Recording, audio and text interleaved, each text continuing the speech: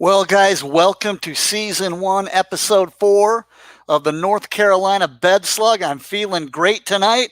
A lot of people are asking for a backstory of the bed slug or even who he is. Because I'm getting notifications all over YouTube. And what I'm hoping is I want to make the bed slug an internet millionaire.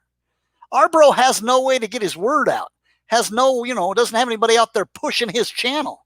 So I'm going to help him through all of my social media and hopefully all through his social media that we can get our guy where he needs to be so he can move out of his mommy's house. So you know what? Maybe someone who knows Slimy could drop the link in the description of this video so everybody can move on over to his channel and take a good look. But let's start where the Slimy Bed Slug was born. So he was born in North Carolina, beautiful state. Been there myself. It's freaking totally awesome. And let's talk about where Slimy started, why he is the way he is. Well, the first thing is my man went to elementary school in a diaper. The dude wasn't potty trained by age 5. So he's sitting in the circle. He's trying to be involved in the class, but he keeps pulling at his diaper. Keep pulling out what he called peanut butter, and he'd wipe it on the carpet, and he's fussing around with other kids and trying to touch him. So the teacher, after about 2 minutes of this, said, you know what? We need to help this guy out because he's not normal. And they moved him to the back of the room and he made him stand in the corner. So I think that's where his issues started. Now, if you go watch the bed slug, you go watch old Slimy, you'll see what I'm talking about. And what they used to make him do this. They'd make him go to the lunchroom last. And we know that the bed slug loves food. And that's where people start bothering him. And they still do that today. He's always saying, I don't know why people are bothering me. I don't know why they're doing this. I just don't get it. And so Slimy had started in elementary school with guys eating food off his tray. And they just kept bothering him. And he's still there today.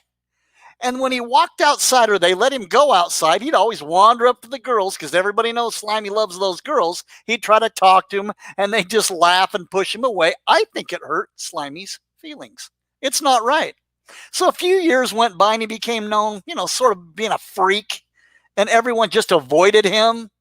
And so one day he snapped in elementary school. He ran to the school, pulled the fire alarm, and just stood there laughing, pointing at all the kids and the teachers running out of the school. Can you see Slimy doing this, little bedbug boy? I mean, he's like some psycho. And so the cops showed up, they hauled him off, and no one saw him for about 3 months. When he came back, he was just, a little different.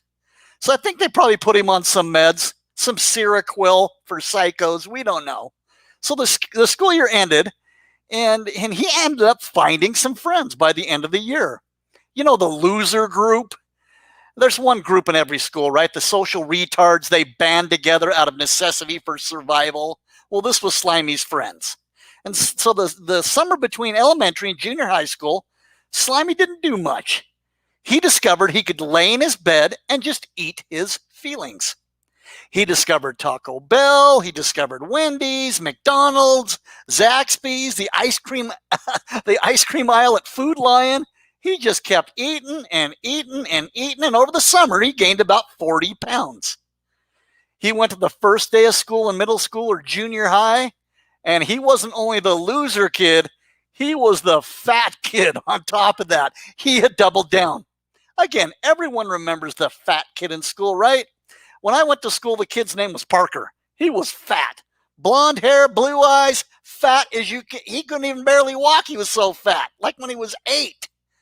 And so you know what? Slimy's always first in line at the lunch line now. He's always first in line. And the thing is, whenever Slimy was at lunch, Bedbug Boy would always have a sack lunch that Mommy got him. Then he'd get in line and eat a regular school lunch. So he's like a food dumpster. And that's where I think he learned to go dumpster diving. Every day after school, he'd go to the back of the school and dumpster dive for the leftover food from that day's lunch. So my man is on his way to learning some big-time dumpster diving.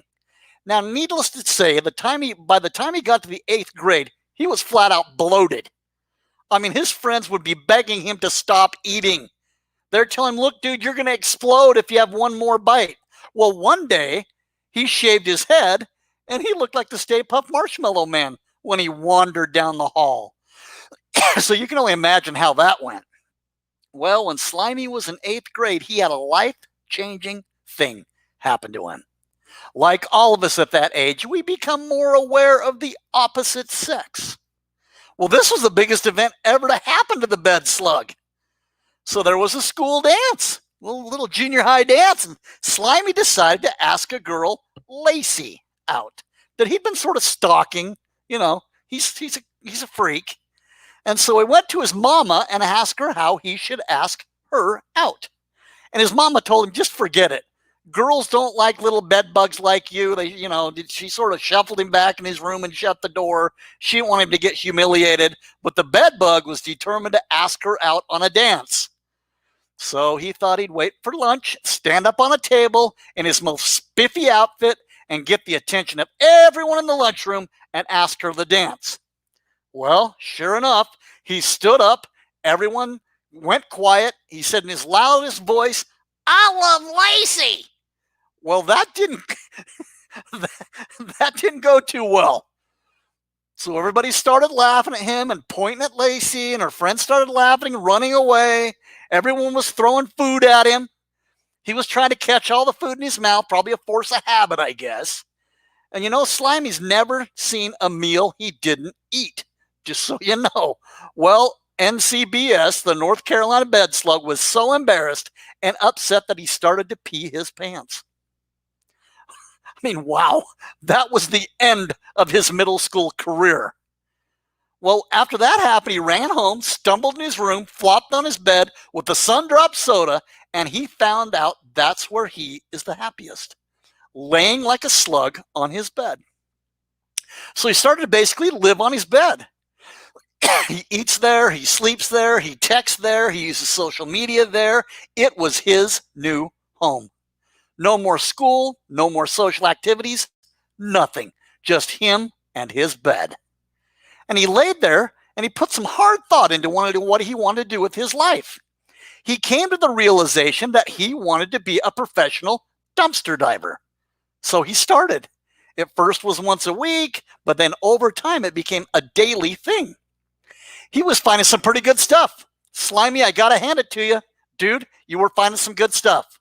But he found his second love after Lacey was dumpster diving. So the years went by and he discovered social media and he found his third love. He gets on each day and he does his best. He eats and screams at the trolls. He'll eat anything that is put in front of him, and it doesn't matter how much food it is. I've seen him put down 10,000 calories in one sitting. It's so fucking disgusting. No one likes to watch fat people eat. Go to an all-you-can-eat buffet and watch the fat people walk up, and then you can't look at them while they're eating because they're like zombies. They're just shoveling it in, one forkful after another. Then they wander back and forth and back and forth. The manager's praying to God that no one over 250 or 300 pounds walks through the door because they don't have enough fucking food. He is begging for skinny people.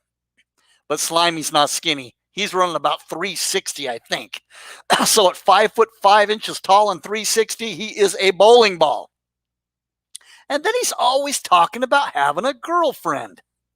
But my man, he has body dysmorphia, meaning when he looks in the mirror, he sees something different than what everybody else sees, including women. He thinks he's the guy from the Dos Equis beer commercial. He thinks he is the most interesting man in the world. So see the link in the description, and you'll be able to see the Dos Equis guy, but he's not. He's just an overgrown child that lives his life in the bed. He's just a simple, know-nothing, do-nothing bed slug. But I'd be remiss if I didn't mention his third love, which is what he calls the Big Johnston, or what real people call his 4th grade pencil dick. You know, when you're in 4th grade, you don't like using the brand new pencils. They're too big and too long. So you go to the pencil sharpener because you want to pretend you're doing something in class, and you grind it down to about 2 inches long, and then you sort of pull the pencil sharpener off and you sort of shake it in the can to make sure you're good. And then it fits perfect in your hand.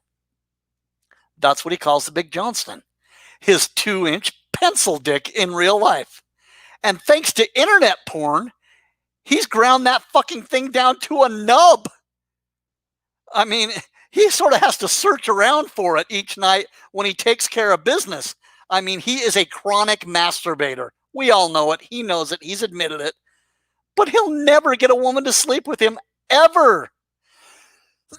He's just a fat, semi-slow bed slug. No ambition other than dumpster diving. So now we're up to present day. You sort of get an idea where Slimy really came from. He's had a rough life. I got to give it to you, Slimy. You're still on the planet. You're working hard. You're doing what you need to do to get out there and dumpster dive. But most of the time, he's on his bed. He's yelling at a webcam at trolls. He doesn't even know them. He's showing us his disability money he holds up, in cash in his hands at the end of the month. And of course, he's eating 4 fast food, bags each day. So this show follows the North Carolina bed slug around each week, and we share his shenanigans with the world. Again, I want to help him be an internet millionaire. The only way he's going to do it is with me, because I just know how to get it done out there. I'm going to give him what he needs, a boost. Maybe he can get out of his bed if we work hard. So someone put his channel name in the comments so everybody can join the fun, like I said. And you can email me the favorite part of Slimy's week as you watch, and we'll put together our weekly episodes. So you know what? I told you where he came from. I'll share just one adventure Slimy had this week. He said he was going to get his van inspected. And actually, it wasn't this week. This was actually an older post. So I apologize. He said he was going to get his van inspected, and he fell down. And Slimy skinned his knee. And he scuffed up his toes and his fingers a little bit. If he wasn't so goddamn fat, he could probably walk. It was really no big deal, right? It's like a kid falling off his bike on the asphalt. You little scrapes and scuffs, but it's all right. So he did what he is famous for. He ran to his mommy with every little problem. He said, "Should I go to the hospital?"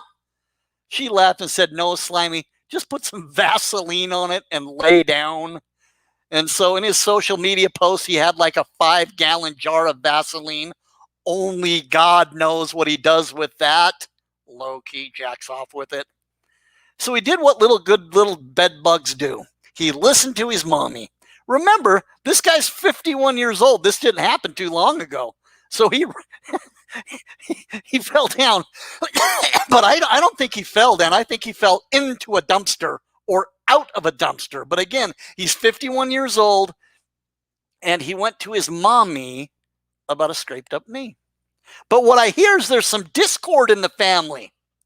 Slimy said just recently his mommy and big brother always yelling at him, want him to leave and never come back. They want him to get off social media because he's ruining their lives and businesses. And they've had enough of the bed slug. So we'll see if NCBS finds a new home. So there you have it, folks, the origin of the North Carolina bed slug. Tune in next week for all the new shenanigans, because it's going to be over the top. I'm going to make you laugh so daggum hard you won't be able to see straight. So, folks, have a great week. Take care of yourself and each other, and we'll talk to you soon.